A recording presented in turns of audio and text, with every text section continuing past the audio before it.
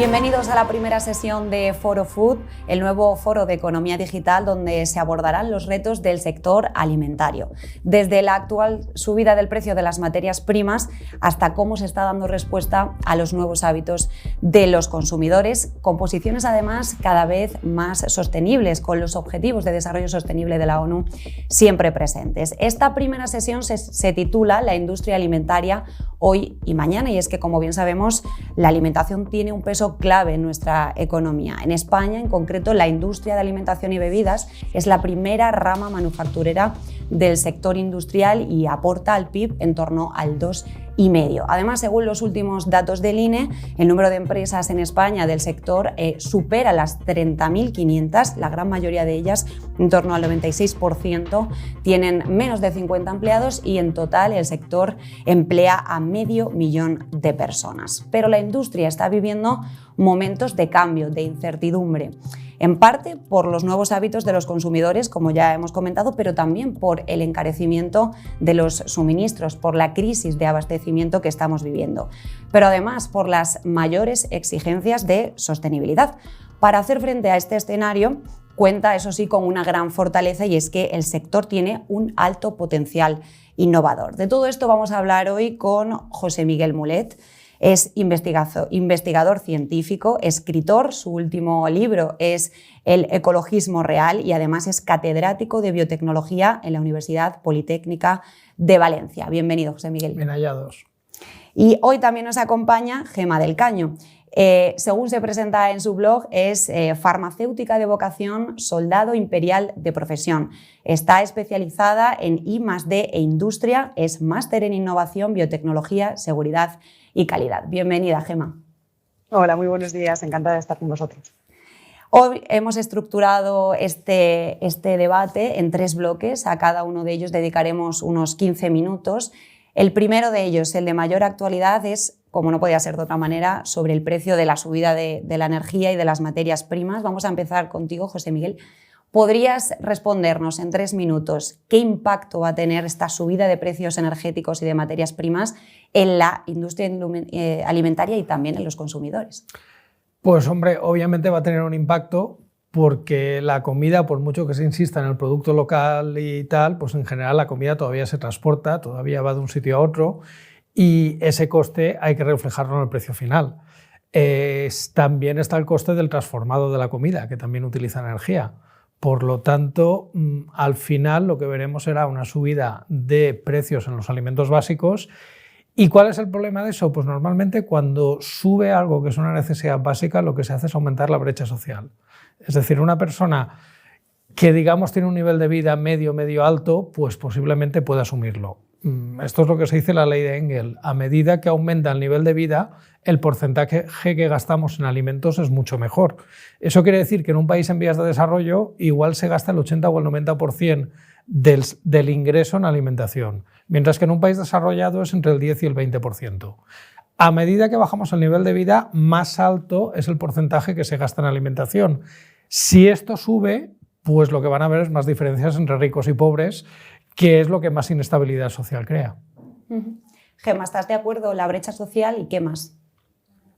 Pues desde luego que sí, también desde el punto de vista de la industria yo creo que va a haber, ahí también se va a generar una brecha entre las grandes industrias que ya tienen pues, sistemas muy sólidos, ¿no? En cuanto a infraestructuras, en cuanto a transporte, y sí que va a haber una diferencia grande entre esas industrias grandes y las pequeñas industrias que van a tener que hacer un esfuerzo pues bastante importante para poder hacer frente a todos estos cambios, tanto en materia de energía como de obtención de materias primas.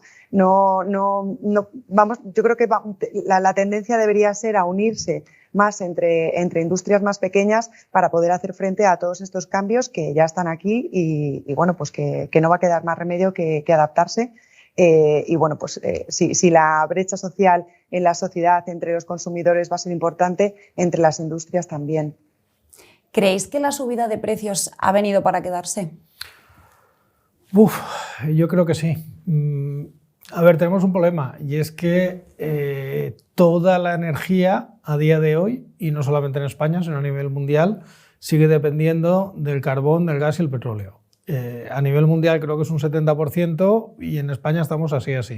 Llevamos mucho tiempo hablando de las renovables, la energía nuclear la hemos parado, pero el problema es que cuando sube el precio del gas temblamos. Y cuando Argelia dice que nos cierra el oleoducto que pasa por Marruecos, aquí tenemos un problema muy serio.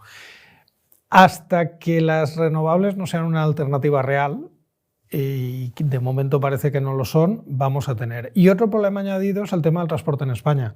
El tema del transporte en España está todo pensado para ser por carretera, por camiones, lo cual le afecta muchísimo el precio de los combustibles y aparte que es un transporte muy poco eficiente.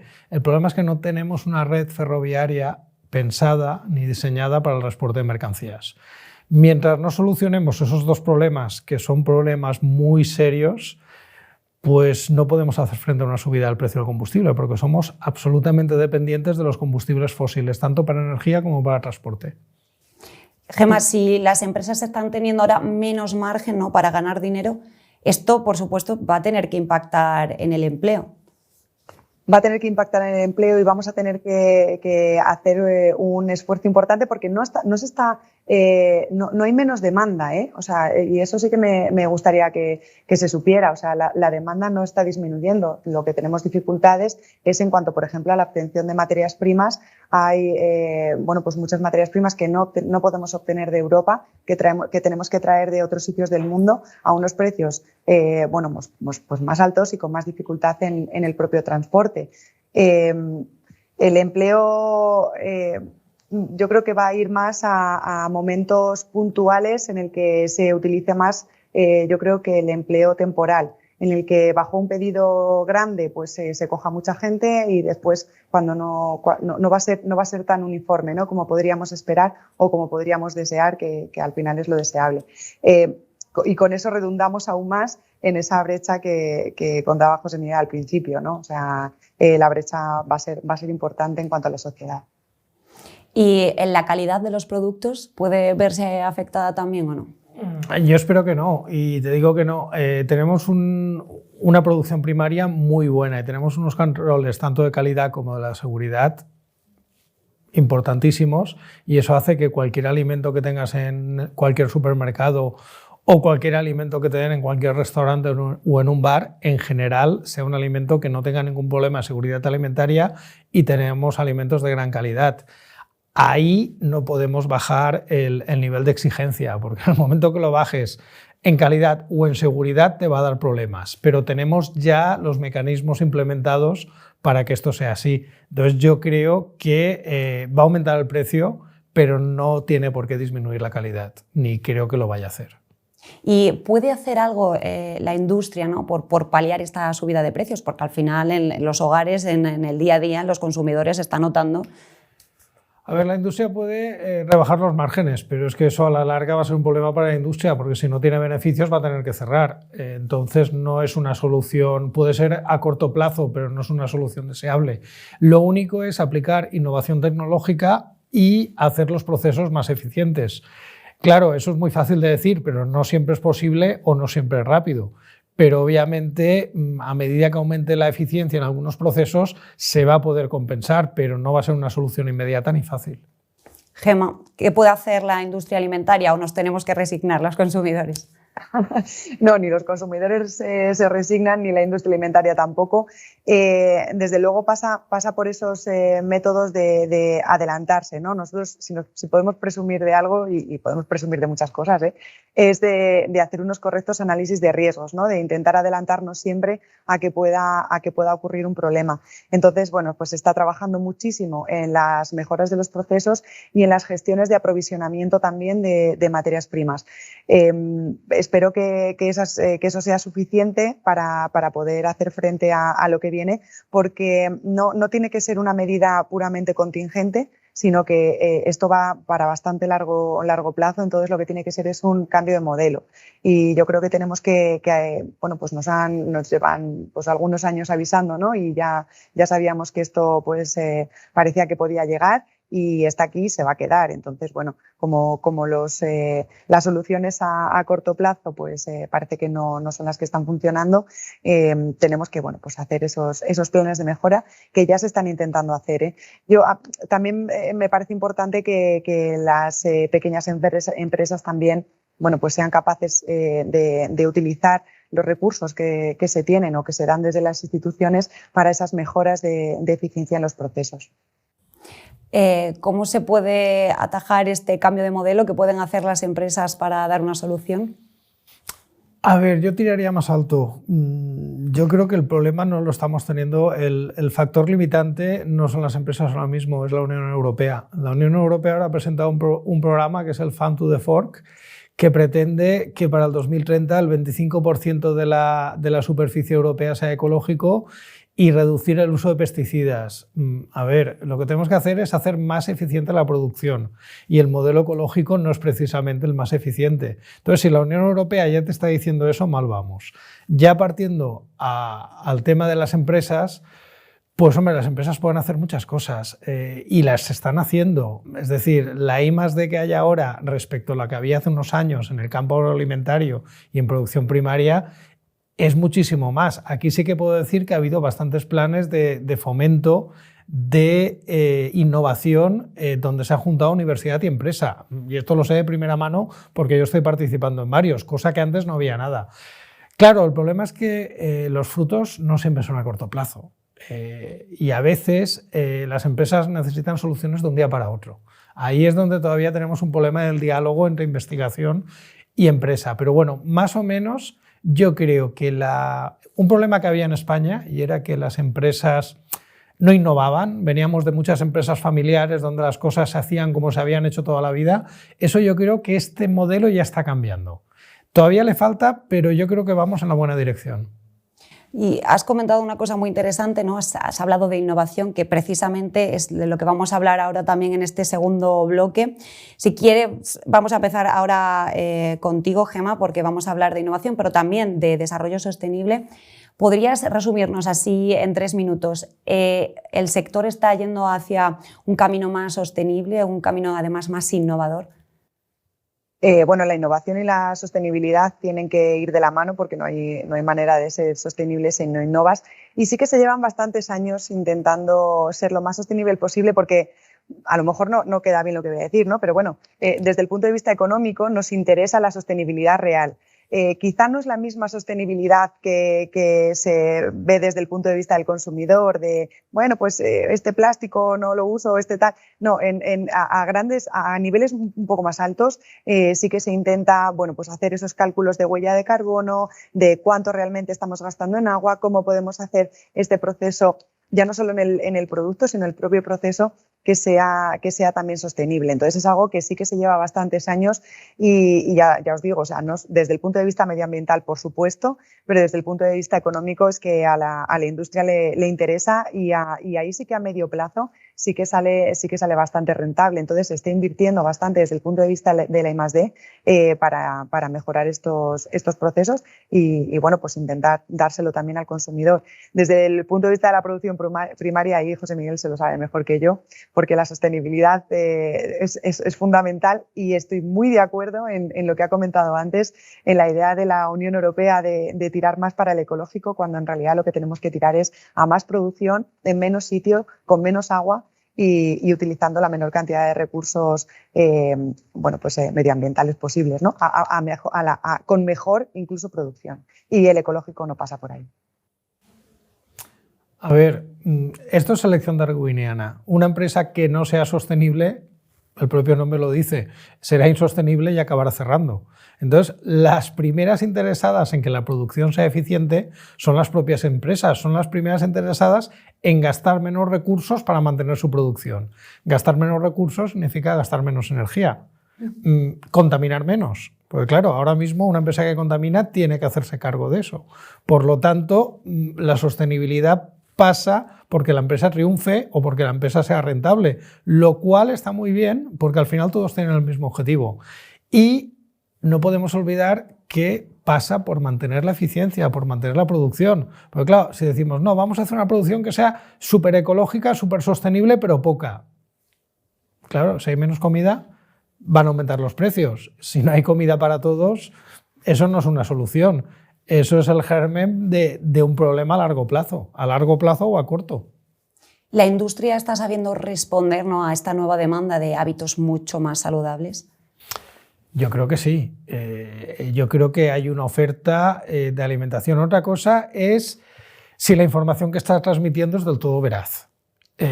O si las alianzas estas raras que a veces se hacen empresas con influencers y tal van en beneficio del consumidor o en beneficio de la empresa. ¿Por qué? Pues hombre, porque a veces se están promocionando productos teóricamente sanos, teóricamente mejor para la salud, que realmente no lo son. A veces aquí ya estamos entrando en unos temas de imágenes y de marketing que a veces se dan de patadas con lo que es la realidad científica.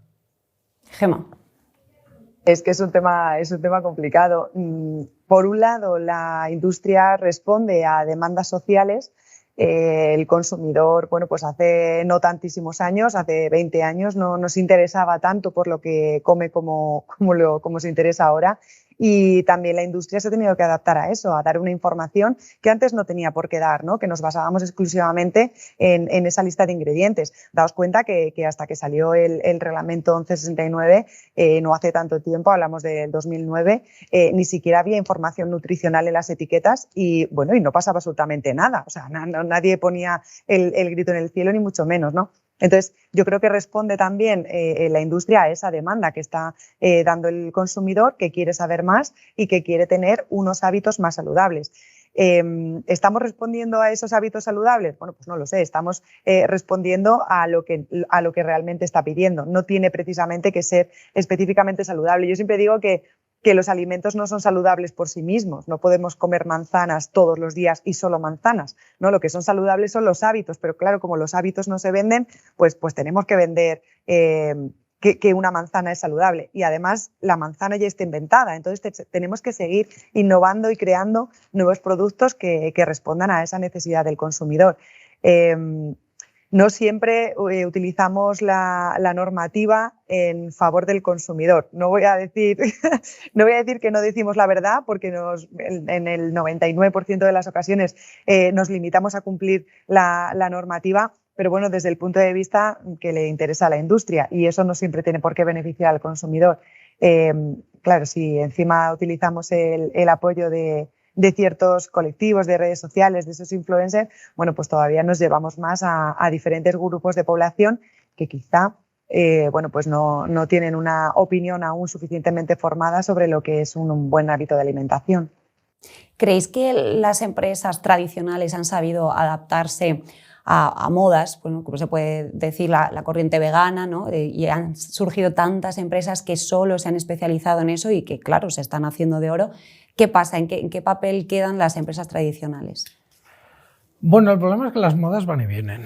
Las empresas intentan adaptarse simplemente para buscar nichos de mercado nuevos o para ocupar nichos de mercado que ellos creen que demanda la sociedad. Otra cosa es que luego, si cambia la moda, la empresa sobreviva o no. Por poner un ejemplo, hace 10 años de repente entra una especie de locura con bayas de goji. ¿Os acordáis cuántas empresas lanzaron líneas de productos con bayas de goji?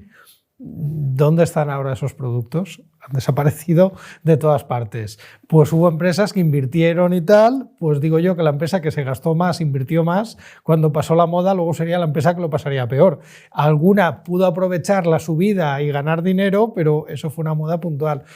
Con el tema del veganismo y tal, pues me parece muy bien que haya una demanda social y que las empresas lo aprovechen. Quizás me parece mal el tipo de marketing que hacen algunas empresas, como que parece ser que eso sea lo bueno y lo otro lo malo, o que eso sea que hagan como clubs sociales o sea una especie de élite social, ¿no? Es un nicho de mercado que hay gente que le gusta y me parece muy bien. A partir de ahí, pues ya entra dentro de la estrategia y de la apuesta que haga cada empresa, que igual esto no va a durar siempre. ¿Habéis coincidido los dos en el tema de la publicidad, el marketing, las redes sociales, las influencers? ¿Qué papel está teniendo esto ahora en la industria alimentaria, ¿no? ¿Qué rol están jugando en este 2021 en el que todo el mundo se entera antes por un tuit que en la calle? Hombre, estamos viendo muchas alianzas entre influencers, instagramers, Twitter, sobre todo Instagram y TikTok, que van enfocadas a la gente más joven.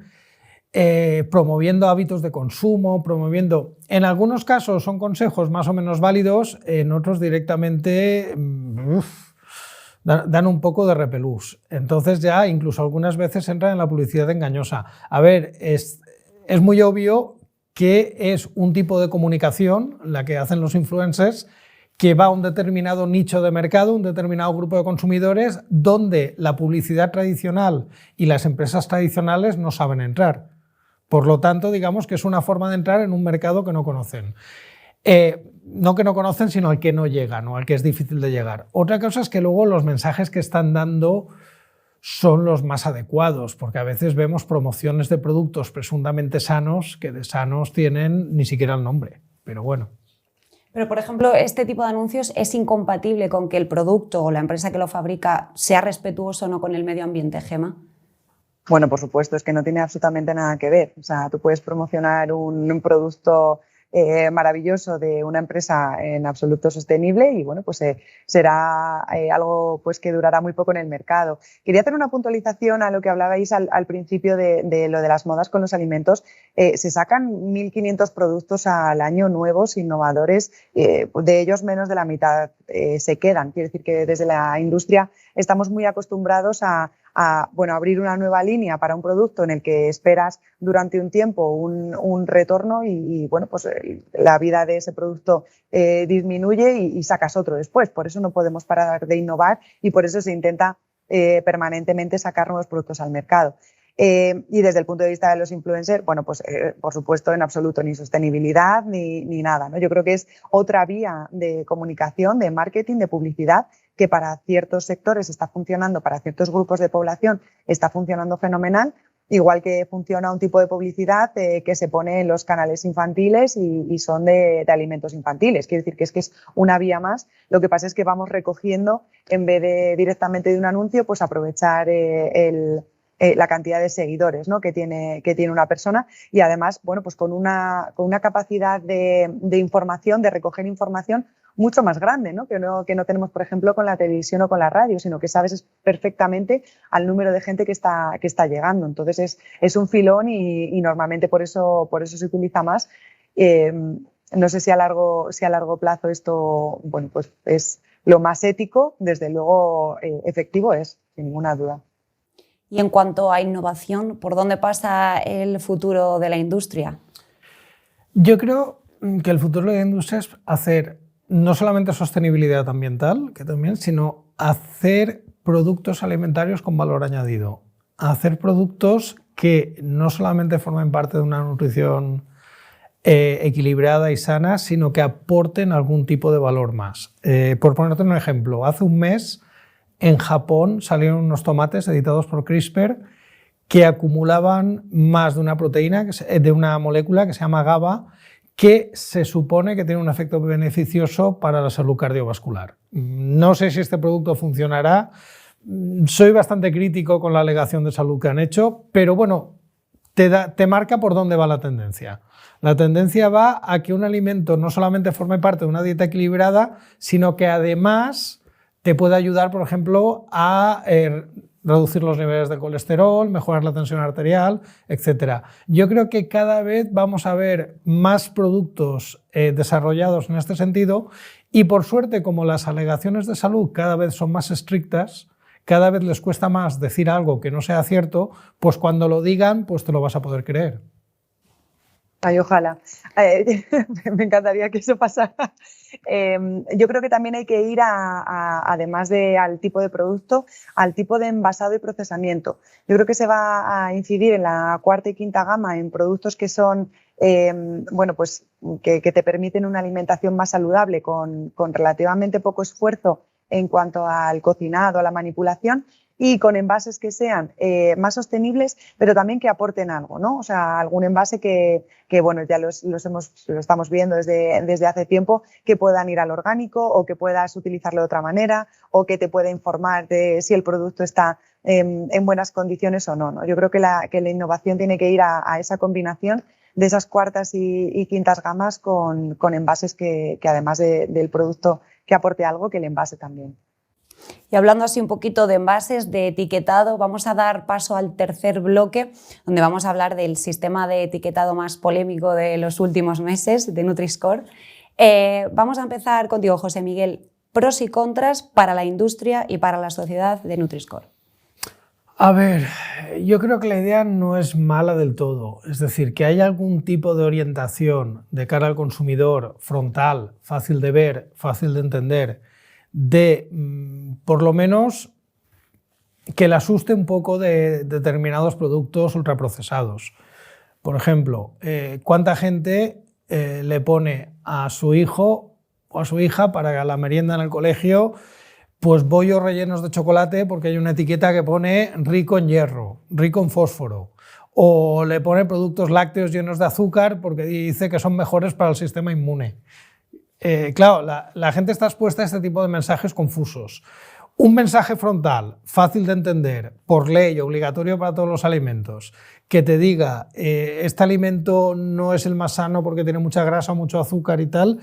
En principio, la idea no es mala. El problema es que una idea buena, ponerla en práctica siempre es complicado. Entonces ahí tienes el problema de qué algoritmo utilizas, de qué penalizas, de qué bonificas. Entonces el Nutri-Score que se ha implementado pues está teniendo muchas críticas porque determinados alimentos como el aceite de oliva, claro, 100% grasa, le tienes que poner una mala nota, otros alimentos, digamos, se cuelan por ahí. Entonces esto va a ser un debate complejo y que va a durar mucho tiempo. Gemma. El Nutri-Score en un principio estaba pensado para ver qué alimentos iban a la publicidad infantil o qué productos vaya y qué productos no.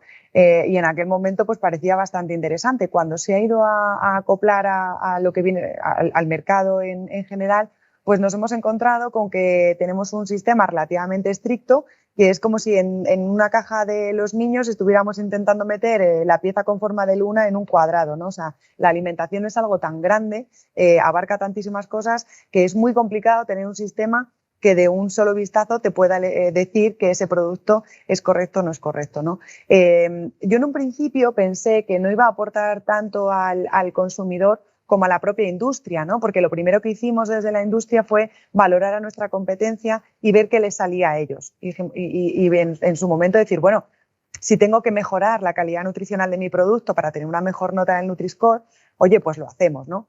Claro, el problema es que luego hemos visto que con un pequeño cambio, pero casi ínfimo, o sea, pero que no va a suponer una revisión de la fórmula del alimento, obtenemos muchas mejores notas, ¿no? Con muy pequeños cambios. Y eso no hace que mejore la calidad nutricional del producto, que es lo que pensábamos en un principio que iba a ocurrir.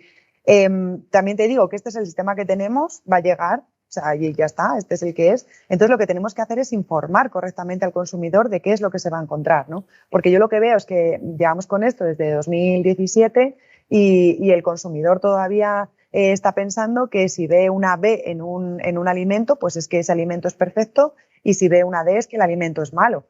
Y la realidad no es esa, ¿no? Es en el mismo lineal de productos, tú tienes que valorar de todos los que hay el que mejor puntuación en el Nutri-Score tiene, pero no significa que ese producto vaya a ser saludable porque tenga una B, sino que tiene ese algoritmo dentro de su propia categoría de productos, le ha dado ese resultado. Entonces, para mí la parte importante es informar correctamente al consumidor de que el Nutri-Score es una base más, que no puede dejar de leer el etiquetado y que no puede dejar de mirar la tabla nutricional. O sea, lo que estamos dando al consumidor es más recursos para que pueda hacer una elección libre e informada, que esa es la idea, ¿no? Que de ir al supermercado y saber que un bollo de chocolate te ponga una B o te ponga alto en grasas o te ponga que tiene hierro, tu elección sea correcta y digas, bueno, pues lo voy a coger porque quiero o no lo voy a coger porque no quiero, ¿no? Pero no porque haya una confusión, porque veas justo una B. El consumidor tiene que darle importancia a algo tan importante que hacemos todos los días, varias veces, como es comer, y no dejarse exclusivamente llevar por una letra. Me gustaría que me explicarais si creéis que es útil y si el consumidor está sabiendo entenderlo bien. Yo creo que el consumidor no está sabiendo entenderlo bien. Yo creo que el consumidor todavía está expuesto a muchísimos mensajes, muchísimas etiquetas, muchísima confusión. Y al final aquí pasa un poco lo que pasó con los productos light, que la gente que partiendo de una buena idea quiere hacer productos con menos calorías, la gente, el mensaje que asimiló era que eran productos que no engordaban y lo que pasaba es que comía el doble.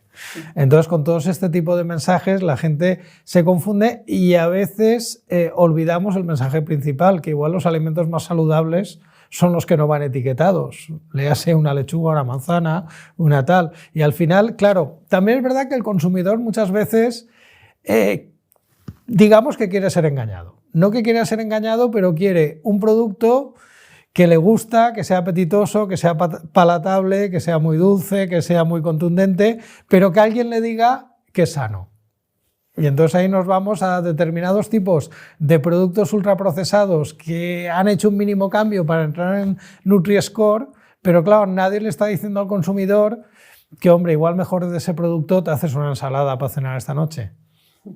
Gemma. Claro, es que si nos vamos a algo simple, a una información de un vistazo, es que a lo mejor no hace falta un algoritmo. Es que a lo mejor lo que hace falta es un punto verde en los alimentos de consumo diario, un punto amarillo en los esporádicos, en los consumo 3-4 veces a la semana y un rojo en los de consumo esporádico y ya está. O sea, si nos vamos a la simpleza, pues vayamos a la simpleza completa, ¿no? Y no nos liemos con algoritmos que la industria, desde luego, sí que sabemos manejar. El consumidor me gustaría que se diera más transparencia desde la industria y también desde las instituciones de lo que significa Nutri-Score y de qué alimentos se nos han colado, ¿no? Y yo pondría una categoría F que sea, pues aunque la mona se vista de seda, y luego ya, pues ya ponemos el número que quieras, ¿no? Porque da igual, porque el nivel de procesamiento, de ultraprocesamiento es el mismo. Quizá alguna alternativa que pueda combinarse con Nova, por ejemplo, que sí que te indica ese nivel de procesamiento, con Nutri-Score ya se está valorando el poner un recuadro negro y dentro la letra de Nutri-Score para avisar de que es un alimento ultraprocesado y que, bueno, pues por más buena letra que tenga, es el que es. Yo creo que esto pasa por una buena información desde la industria, la ética desde la industria, que bueno, pues hacemos lo que buenamente podemos, y luego, bueno, pues una correcta información desde las instituciones y una gran intención desde el consumidor. Y antes comentabas, que me ha parecido muy interesante, cómo puede afectar esto a la dieta mediterránea, ¿no? Porque cómo vendemos jamón o aceite de oliva en Europa si Nutri-Score nos dice que son malos. A ver, yo creo, aquí hay que apelar a... Antes hemos hablado de la confusión del consumidor, ahora hay que apelar a la inteligencia del consumidor. El aceite de oliva tiene unas propiedades saludables que todo el mundo conoce. El jamón serrano, a ver, quizás no tenga las mismas propiedades saludables, pero está muy bueno. A partir de ahí, ya claro que sí. Cada consumidor que elija. Claro, es que la base es que el consumidor pueda tomar esa decisión correctamente informada. O sea, el aceite de oliva, bueno, pues se ha planteado sacarlo del Nutri-Score, alimentos de un único ingrediente también sacarlo del Nutri-Score. Es que al final, si vamos a tener que sacar todo el Nutri-Score, la parte buena del Nutri-Score es lo que no lo lleva, ¿no? O sea, es lo que no tiene ese... Entonces, ¿para qué vamos a poner una información frontal si vamos a empezar a sacar productos, ¿no? En cuanto, claro, al aceite de oliva del jamón, y pues como al queso, o sea, es que son productos, bueno, pues muy nuestros y que nos guste más o nos guste menos, pues nos da coraje que alguien nos diga pues que el jamón curado es una carne procesada que es de consumo esporádico, ¿no? Que es la realidad, porque es lo que te está diciendo la OMS. Otra cosa es que nos guste. Entonces ya con esa decisión libre informada y dices, bueno, tengo esta información de la OMS, tengo esta información del Nutri-Score, tengo esta información de tal y a mí este producto me gusta. Pues oye, para adelante. O sea, que lo importante es que sepamos tomar esas decisiones y que estén basadas en una evidencia. Y en algo, bueno, pues una información correcta, ¿no? Lo más importante es que el consumidor no se engañe a sí mismo y que nadie le intente engañar más. ¿Y es importante que este sistema de etiquetado se homologue a nivel europeo? A ver, importante no, es que no hay otro remedio, estamos en un espacio único, entonces tiene que ser igual para toda Europa. Esto, como todo, tiene sus cosas buenas y sus cosas malas, pero no hay más remedio. Aquí no es lo que opinemos, es lo que hay. No lo sé, sí que sería interesante, pero es que cada país tiene una manera diferente de tratar los alimentos en su propia dieta y no sé si sería interesante hacer una revisión para cada tipo de alimento, pero es que entonces volvemos al principio, ya el Nutri-Score ya no tiene sentido. Entonces el sistema debería ser único y debería servir para todo, pero es que estamos metiendo en un sitio muy pequeño algo tan grande como la idiosincrasia de países como hay en Europa. Es muy, muy complicado. Y si arrastramos esto a los hogares que hemos comentado antes, ¿no? De qué está entendiendo el consumidor, qué están entendiendo las familias, ¿cómo se le puede explicar que hay alimentos ultraprocesados que tienen una mejor calificación que otros más naturales? ¿Cuál es el papel que tiene que jugar aquí la industria? A ver, la industria se mueve entre dos aguas. Por una parte, cumplir la legislación, que es muy estricta, tratar de ser sostenible, pero claro, por otra parte, tiene que hacer sus productos atractivos al público. Y muchas veces es lo que te digo antes, el consumidor es el que desea ser engañado. El consumidor es el que quiere comer algo que le guste y que encima le digan que es buenísimo. Y si eso se hace trucando el Nutri-Score, pues la empresa lo va a hacer porque, claro, así va a vender más. Entonces yo creo que lo que hay que darle al consumidor es la educación de decir que no se maree con etiquetas y que recuerde que consumir fruta y verdura es muy sano, que eso a veces parece que se nos olvide. Desde luego, desde luego. La información al consumidor es importantísima. La industria, a ver, es que lo que necesitamos, que nos guste más o nos guste menos, nuestro objetivo es seguir fabricando y seguir vendiendo y bueno, pues hacerlo de la mejor manera posible, cumpliendo siempre la normativa y utilizando también, bueno, pues nuestras armas para poder conseguir hacerlo en un mercado en el que la competencia es brutal. Y bueno, pues desde luego el 75% quizá, ¿no? de responsabilidad en lo que compra un consumidor puede venir desde el punto de vista de la industria, pero ese 25% del consumidor es más importante de lo que parece. De hecho, si el consumidor deja de comprar, nosotros dejamos de fabricar. Entonces, quizá con una buena formación, hasta el consumidor podría modificar la industria. Y ya a modo de conclusión, hemos hablado de la industria, del sector de hoy, de mañana, por dónde pasan los retos del 2022. A modo de conclusión, es el momento ahora de que os explayéis. Pues hombre, dado que estamos en un contexto de subida de materias primas, subida de costes de todo, la industria tiene que intentar ajustar, hacer más eficientes todos sus procesos, tratar de ahorrar todo lo posible porque así será más sostenible y podrá mantener los precios, aunque ya está claro que posiblemente vayan a subir. Y pues de cara al consumidor yo creo que tratar de ofrecer productos que cada vez sean más sanos, y esto es más una petición, un ruego casi, que intenten no confundir, porque ya sabemos que tú puedes poner todas las leyes que quieran, pero siempre va a haber alguna rendija, algún truco en el algoritmo que te van a permitir presentar como saludable o como aconsejable algo que quizás no sea tanto. Gemma. Es que somos expertos en encontrar ese hueco en la normativa, nos manejamos bien. Yo creo que los retos de la industria es pensar en ir un poco más allá, no solo en ceder a las modas temporales que tiene un consumidor en ese claim que necesita en un envase, y aportarle información que realmente al consumidor le sea útil, pero que realmente no sabe que la necesita, ¿no? Quizá modos de, bueno, pues cómo se ha recolectado esto, cómo se ha hecho este proceso, qué cosas buenas hacemos. O sea, podemos ir mucho más allá de la simple información de esto tiene vitaminas. Y yo creo que la industria debería ir a esas necesidades que tiene el consumidor, que aún no se las hemos ofrecido y que quizá podría aportar mucho más valor a cada momento de la compra, ¿no? Y ayudarle realmente a hacer bueno, pues esa correcta decisión en el momento. Deberíamos tener un pie en la tierra, teniendo en cuenta cómo está, bueno, pues toda esta subida de los precios, esta dificultad a la hora de conseguir materias primas, pero no perder la visión en que la base es la innovación. Entonces deberíamos estar invirtiendo ya en nuevos procesos, nuevos sistemas, nuevos métodos o nuevas vías de adquirir materias primas, de cambios de fórmula con materias primas más accesibles y bueno, pues yo creo que con un poco de esperanza tiraremos y saldremos de esto.